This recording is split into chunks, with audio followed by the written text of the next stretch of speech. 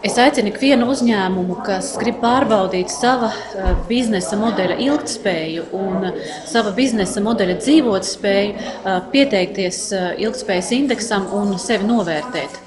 Jo jāsaka tā, ka Latvijā ir tikai 23% uzņēmumu, kas ir izdzīvojuši no 90. gadiem. Un mums būtu ļoti svarīgi, lai uzņēmumi, kas veidojās šodien, lai viņi būtu dzīvotspējīgi vēl daudz ilgākā nākotnē. Un jāsaka tā, ka vienam uzņēmumam tā galvenā motivācija piedaloties indeksam varētu būt izvērtēt savu veikumu, savu padarīto.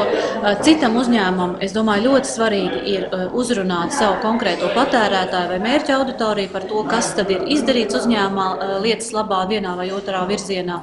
Un, ja mēs runājam, piemēram, par maziem vidējiem uzņēmumiem, es domāju, tas ir ļoti labs veids, kā arī investoriem, potenciāliem investoriem, lai piesaistītu finansējumu, arī par sevi pastāstīt.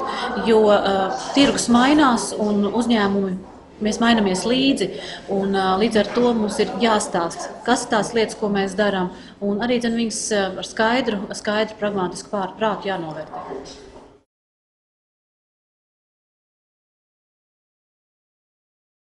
Katram darbiniekam ir ļoti svarīgi zināt, kāds ir viņu uzņēmums, cik stabils tas ir, cik drošs, cik zaļš savā attīstībā un darbībā. Un tāpēc mēs uzskatām no arotbiedrību puses ir ļoti svarīgi uzņēmumiem piedalīties ilgtspējas indeksa pasākumos. Ir ļoti svarīgi uzdrošināties sev vērtēt. Tas ir rādītājs, lai noteiktu, kā darbiniekiem veidot savas attiecības ar darba devēju. Tas ir rādītājs, cik stabils ir šis uzņēmums. Darbiniekam ilgtermiņā un nākotnē tas dod iespēju arvien vairāk uzticēties savam uzņēmumam, arvien veiksmīgāk domāt par savu karjeru tieši šajā uzņēmumā.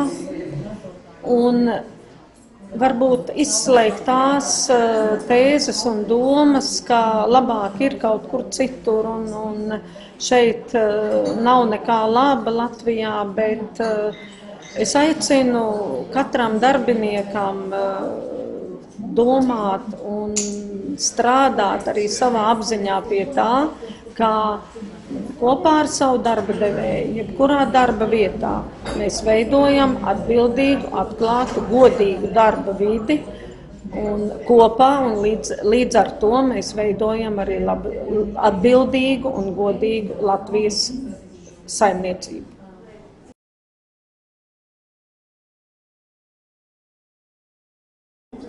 Ekspertu padomes vārdā es varu apliecināt, ka mēs ieguldīsim visu savu pieredzi un zināšanas, lai kvalitatīvi attīstītu ilgtspējas indeksu, lielāku uzmanību pievēršot uzņēmumu reālajam sniegumam un mazāk koncentrējoties uz politiku vai dokumentu esamību. 2010. gada ilgtspējas indeksa pieredze rādīja, ka, lai arī Latvijā ir daudz atbildīgu uzņēmumu, tie tomēr pārāk reti savā praksē mēdz dalīties ar citiem.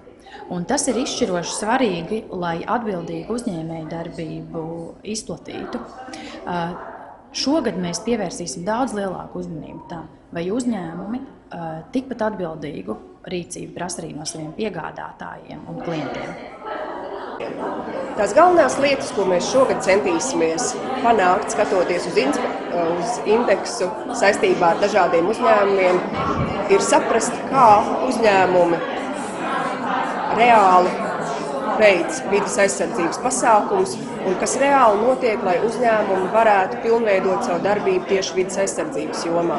Tātad tā pārmaiņa šajā gadā būs pāriet no papīriem, no jūsu apliecinājumu, lai redzētu, kas reāli notiek dabā un kādas izmaiņas un kas ir jūsu tālākajošie mērķi.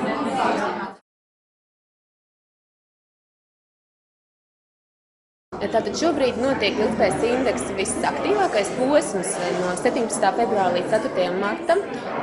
Uzņēmumi var reģistrēties un no 4. marta līdz 25. martam aizpildīt anketu. Vēlos arī pastāstīt to, ka sadarbībā ar Svetbanku mēs rīkosim arī ilgtspējas indeksa mācību seminārus, lai labāk izstāstītu kas tad ir šīs ilgtspējas indeksa sadaļas, kāda ir kritērija, kāda ir šo kritēriju jēga un palīdzētu uzņēmējiem aizpildīt šo ilgtspējas indeksa sadaļu.